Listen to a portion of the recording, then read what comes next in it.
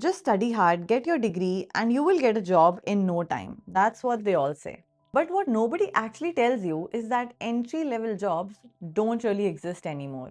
So, if you're an international student or a newcomer, or you're just coming to the US to get that new job and you have no experience, you should know this, that entry level jobs are really hard to find.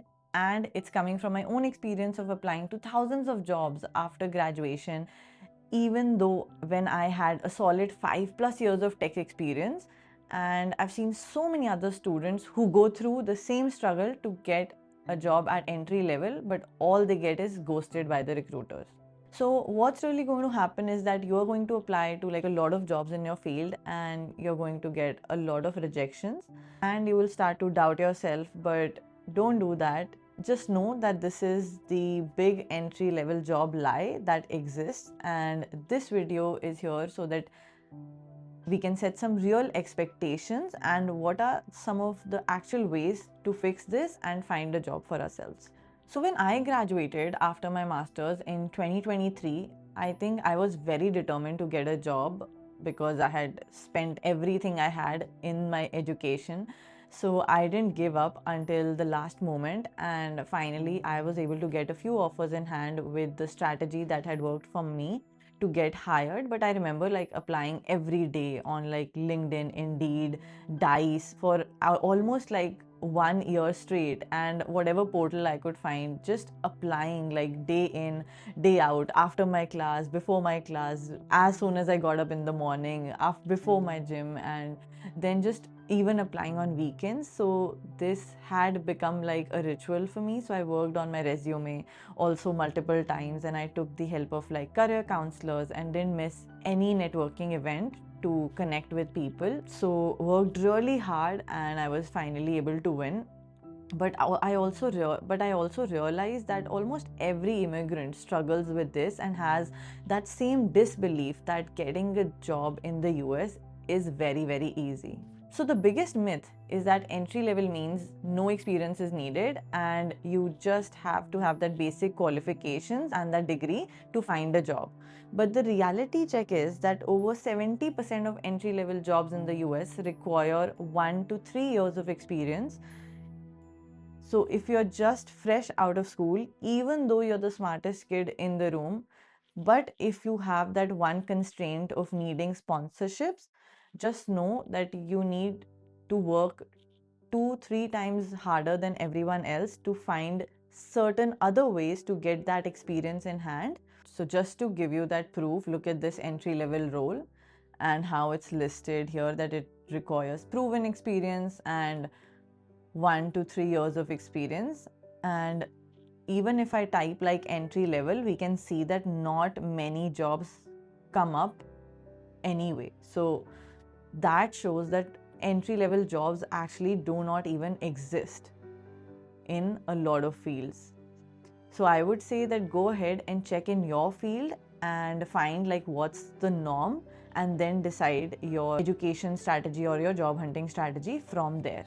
So where will you actually find the experience if you are a newcomer or if you're a fresh out of school? I would say go for internships. That's one of your strongest options. Don't miss your CPT internships. If you cannot get anything paid, even if you cannot find anything in your niche, find something that's closer to your niche. Like if you want to get into AI researching, AI development, but you know that this field requires some years of experience, so try to find an internship related to maybe the broader aspect, like a data analyst or like an AI analyst or a general software engineer. Use ChatGPT, LinkedIn together to figure out which skills you need to land that final role as an AI researcher or an AI developer in the industry. And you could aim for even like unpaid internships. It's not bad to do unpaid internships if you're really desperate to have that experience and if you're coming with no experience at all.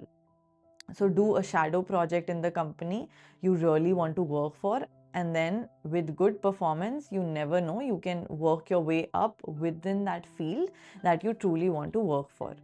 And don't forget to apply for startups and small businesses. They are the ones who can get you that golden starting experience. The truth is that almost 50% of the job these days are not going to be posted on LinkedIn or any platform, because a lot of internal referrals and hiring within the company has been increasing. So if you can get your foot in the door, your chances are way higher of moving internally than trying to land your dream role from the very beginning from the outside. And in the US, companies really prefer that you come with some experience, and that is why they have these filters like ATS to screen thousands of resumes to find people with experience who will be the best fit for that role. And companies are doing a lot of cost cutting now. They are replacing all the junior level roles with the contract workers or unpaid interns and AI tools. So AI is expected to, take away a lot of entry level jobs in the coming years, as we all know that, not a shocker. So just keep all of this in mind and explore your options strategically. And here in the US, nobody really has the time to like train you. All the training you will do will be on the job, and that's why that starting experience is the key for a good success in your career. I know it's very funny that you can't get a job without experience and you can't get experience without a job, but this is how it is. And so in order to get ahead, just follow the strategy that I'm going to lay out for you. So, here are some of the ways that can really help you land your first role in the US. And I've also created like a career guide that you can download from the description and comment section that has all of these strategies laid out in detail, along with some of the roles in tech that are hot right now and companies that are sponsoring, and all of the roles that are available in these companies. So, don't forget to check that out.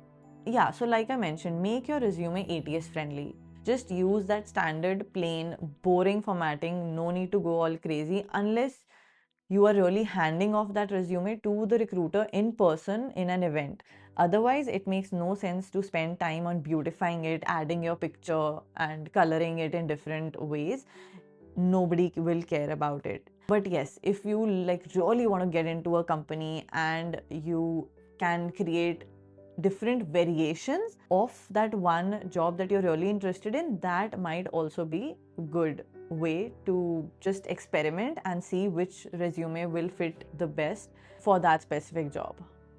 So yes, apply to like multiple jobs in one company, but not more than 3 usually. That's where the cap is. If you apply to more than 3, then you kind of look as a desperate candidate than somebody who's really qualified. So don't apply to too many. If that's the company you're really interested in, select 3 roles and send different variations of your resume to see which one clicks the best.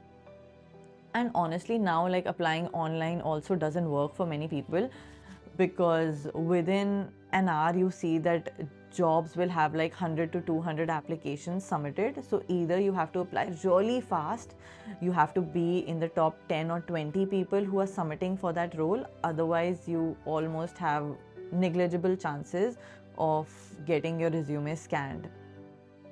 That's why I say that networking events are the way that you can actually connect with people directly in that company that you're interested in and hand off your resume in person.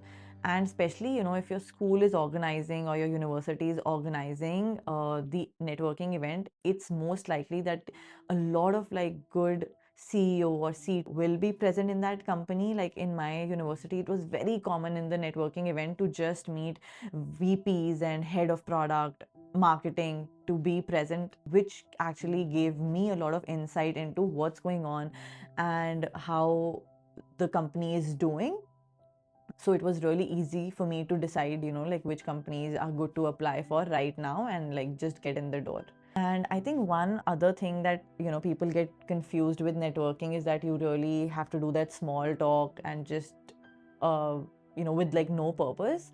But that's not what networking is. You have to like really enjoy that conversation. Maybe, in the beginning, you can treat it like an informational interview for yourself, where you're just asking questions, you're genuinely taking interest in their career, in their lives, and, building a relationship with that person, which will actually last longer than just a random, hey, do you have this job in your company sort of a question. So have that genuine and authentic intention about knowing somebody and knowing their career path and their life and just learning from that experience instead of having an alternate intention of getting something out of that person. And then I think one of the best ways to get that experience, like I said, you can also go for like internships. And if you're not finding an internship close enough, start with like a side project in that area that you're really interested in. Like if you're interested in marketing, start like a marketing campaign. If you're interested in a software engineer, develop a website, develop a product. If you are interested in product and design, and connect all of this, start seeing, how that campaign performs. If you want to learn more about ads, if you want to learn about UX designing, design that website. If you're interested in a product, study about the life cycle and see if there's something very small that you can develop and show to the manager.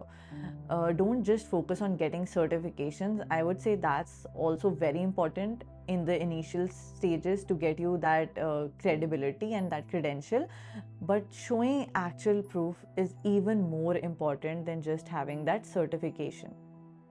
And that's what is that way, and that is what will set you apart from the rest of the candidates, because you are showing actual results and you are showing that actual outcome, which lets the people see more confidence in you to perform the job and lower their risk of hiring someone and then letting them go in 2 months because they were not the right fit.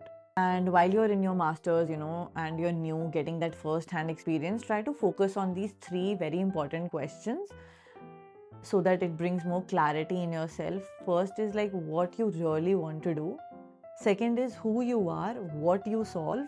And third is why you really stand out. So make this messaging very clear, like a story, in your resume, in your LinkedIn profile, and optimize that in such a way that it shows that you are the right person for the job. So yeah, that's all I had for you guys today. Next time, remember, if somebody says that, oh, it's very easy to get a job in the US, just tell them that, you don't believe just being dependent on luck, and you want to have this strategy laid out for your career and you want to work hard for it. And so if you really work on that and you believe in yourself, trust me, you're working in the right direction and you are closer to winning that game than you think.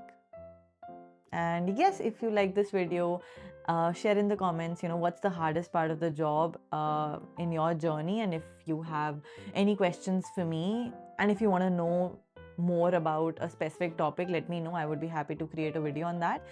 And don't forget to subscribe to my channel and knowing more about the ways to keep thriving in the US. I'll see you in the next one. Bye.